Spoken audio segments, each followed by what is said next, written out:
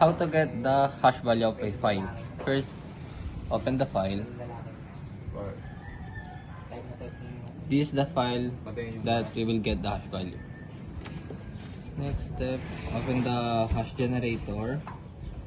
Then, attach the file that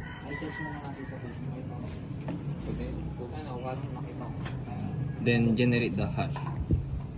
Maganda. Yung Bora gusto naman sila. Oo, gusto ko.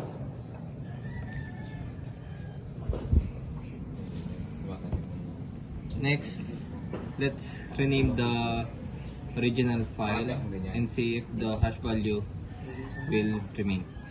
Lagay mo ba yung nag-visit?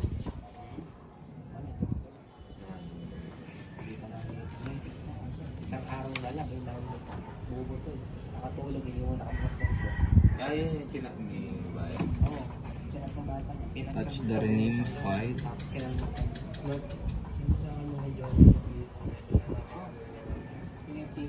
chinat ko siya.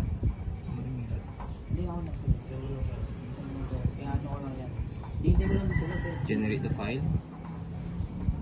As you can see, the file remained the same. Saka maganda yung post yung Next, sa page sa YouTube. let's edit the content of the file and see if the hash value will change.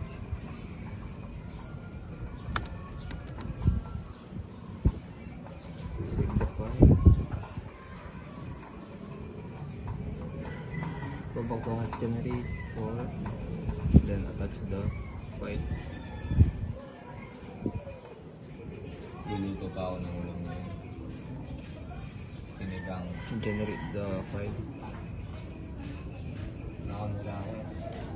Bumili ako ng sinigang na ipon. Tandaan. As you can see, the file Kaso wala lang. change the hash value.